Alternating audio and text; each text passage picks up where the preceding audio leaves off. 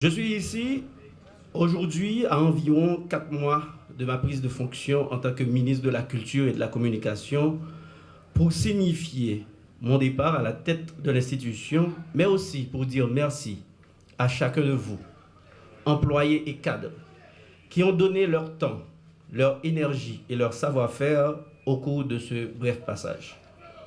Mais avant toute chose, il faut que je remercie le Premier ministre, Dr Ariel Henry, pour la confiance qu'il a placée en moi, pour venir servir la République à ses côtés, au sein de son gouvernement, à un moment difficile de l'histoire politique d'Haïti. Monsieur le Premier ministre, nous sommes unanimes à reconnaître l'ampleur de votre mission et l'intensité de votre engagement pour le bien-être de ce pays et le vivre ensemble, dont la culture est un vecteur incontournable, tel que je l'ai signalé dans mon discours d'investiture en juillet dernier. La société prend note de vos efforts en dépit de toutes les divergences de vues. L'instauration de la démocratie est un dur combat et une construction infinie. Chacun y ajoute sa pierre.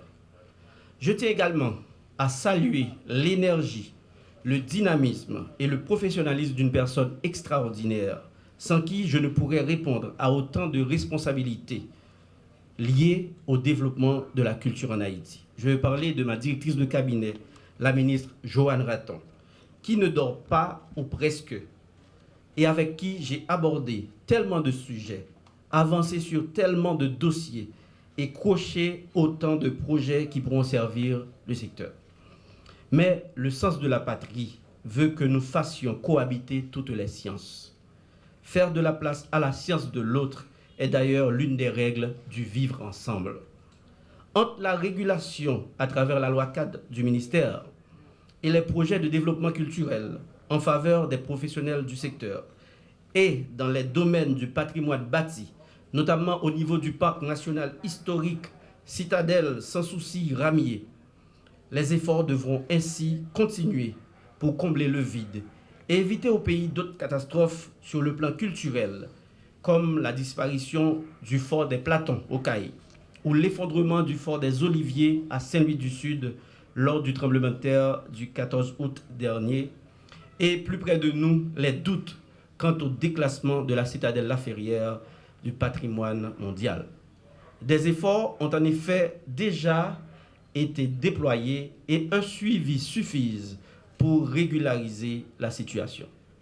Mais l'heure n'est pas à l'énumération, car je ne peux pas me sentir satisfait de démarches ou d'exercices techniques malgré menés en si peu de temps en faveur d'un secteur qui est mien. Je suis plus confortable dans les résultats qui, en si peu de temps, ne sauraient être proportionnels aux efforts. Alors, encore une fois, merci au Premier ministre, Dr Ariel Henry, avec qui la collaboration a toujours été agréable, franc jeu, un calme que je prendrai encore le temps d'analyser, mais surtout une sérénité nécessaire en ces temps de crise. Merci, Monsieur le Premier ministre. Je suis heureux d'être aujourd'hui, ne serait-ce que temporairement, à la tête de ce ministère si important dans l'articulation de la politique gouvernementale et dans l'interaction obligée entre les dirigeants et les citoyens de quelque position qu'ils se trouvent à la limite des 28 000 km² qui forment notre territoire. Nous sommes un pays à longue tradition culturelle. Pourtant, on a l'impression que ce sont d'autres pays qui nous révèlent la richesse de notre culture, son cachet particulier et sa portée emblématique, alors que notre patrimoine culturel a servi de passeport à plein d'autres nations, que ce soit dans le domaine de la musique, de la peinture, de la littérature, de l'artisanat et de l'art en général. Il est temps que nous nous démarquions de cette contradiction. Nous sommes un pays de grande culture et c'est à cela, entre autres, que nous devons notre passé de peuple en regard du profond héritage que nous ont légué nos pères. C'est cette culture qui peut servir de vecteur en vue de projeter cette nouvelle image prônée par plus d'un.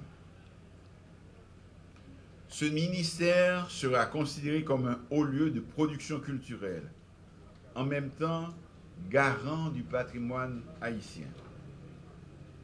Il se voudra être également à l'avant-garde de la promotion des valeurs culturelles haïtiennes, que ce soit en termes artistiques, artisanaux, en termes d'exposition d'art, de production et de créativité.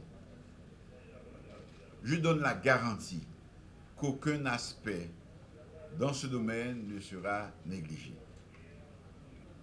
Une vraie politique nationale de communication doit se consigner dans le cadre de référence et d'orientation de la politique de développement économique et social de notre pays par rapport à la notion de bonne gouvernance.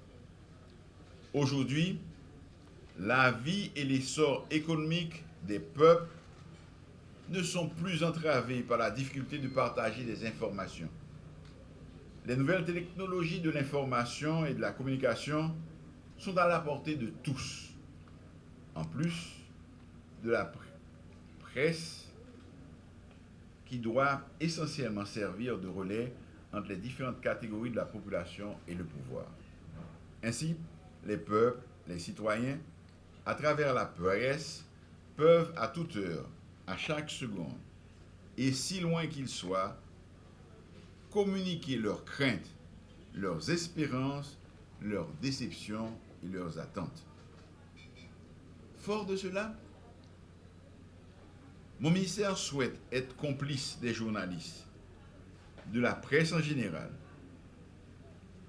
en ce sens que nous devons nous complaire à échanger constamment des idées, comme dans un laboratoire, de façon à éviter des mésinterprétations et des malentendus. Les portes du ministère seront toujours ouvertes à la presse. Et je souhaite que nos relations en tant que ministère de la Communication et de la Culture s'intensifient jour après jour. Ce dialogue permanent et structuré qui est mon leitmotiv doit se manifester dans ce ministère et chez les opérateurs culturels. Nous proposons aussi d'engager un dialogue permanent avec les associations de patrons de médias et des journalistes sur un ensemble de questions d'importance liées au secteur.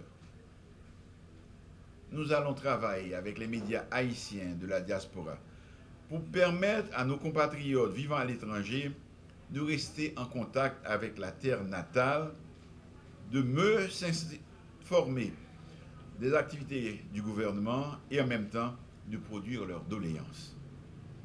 Mon gouvernement s'engage à respecter la liberté de la presse, tout en espérant que la presse jouera pleinement son rôle dans le processus de consolidation de la démocratie, d'éducation et du progrès économique.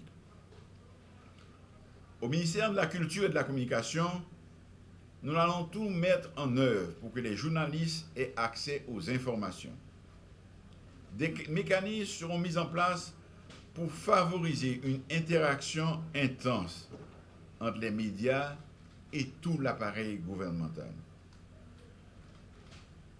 Notre ministère servira d'interface active et permanente entre la presse et les différents ministères ainsi que les organismes déconcentrés.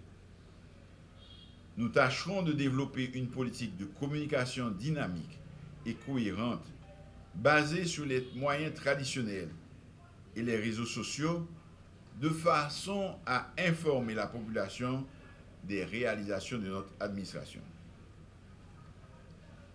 Des élections générales et des consultations populaires pour l'adoption d'une nouvelle constitution devront bientôt se tenir. Le ministère de la Communication et de la Culture entend s'associer avec les instances du nouveau Conseil électoral provisoire et des organisations de la société civile pour permettre la participation d'un plus grand nombre d'électeurs au prochain scrutin à travers une campagne nationale de sensibilisation intense et bien articulée.